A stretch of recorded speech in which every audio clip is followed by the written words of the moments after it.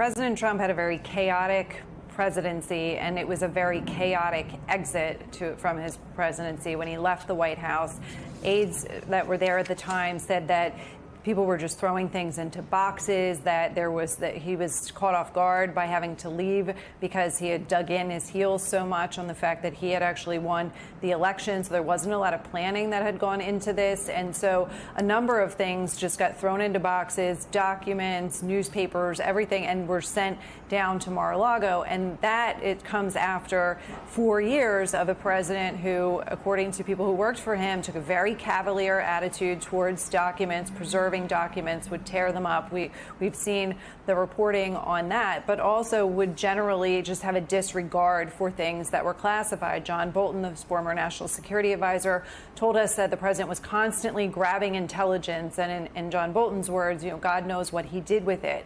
And the other officials said that the president, they were trying to constantly get things from him that he wanted to keep and put them back in their proper place. They were trying to keep things from him that he wanted.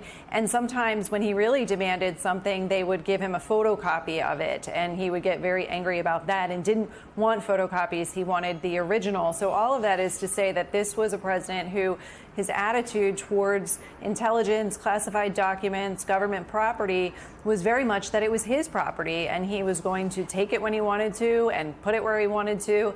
And so he oftentimes would hold on to things that people around him said, we need to preserve this, A, or we need to put this in a very secure place, B. And so what we have is a president who has these documents now that we know from what the FBI retrieved there, classified material, some of it really highly classified stuff. And that is that part of just the president was being sloppy because we know he's sloppy with his stuff, or was there intent there? That's the question that we don't have an answer to. What was the reason, the motivation behind the president holding on to this stuff, even after, as the New York Times is reporting, his lawyer said that he had given it all up? And Carol, you raised John Bolton, and John Bolton weighed in over the weekend in an interview, another interview in the follow-on that you guys did with our colleague Kelly O'Donnell, and he basically responded to Trump's assertion that he declassified all of the documents that were there. I want to play you a little bit of what John Bolton had to say and get your reaction on the other side. I think one other important point, when a document is declassified, it's not just declassified as to Donald Trump, it's declassified for the whole world. So in theory, if that order existed, which I don't think it did, the news media could today file a Freedom of Information Act request for every document he declassified, which over a 4-year period could be a pretty high stack. So I think this is made up, and I think a key point here is when somebody's making up stories like that, I think it indicates a level of desperation. Carol, what's the broader reaction? Are you hearing that echoed by others in Trump's orbit? Yeah, and Kristen, John Bolton, as national security advisor, he would brief the president daily on highly classified intelligence. He would be the tip of the spear for all of how the National Security Council's processes work.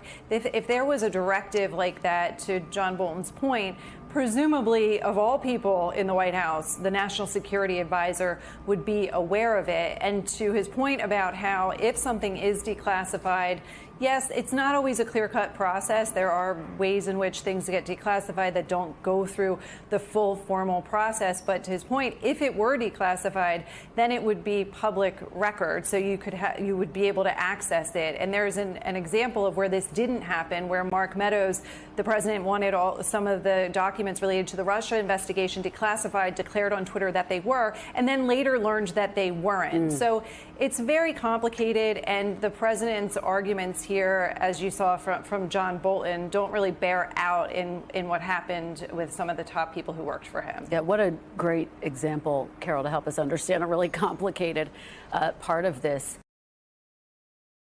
Thanks for watching our YouTube channel. Follow today's top stories and breaking news by downloading the NBC News app.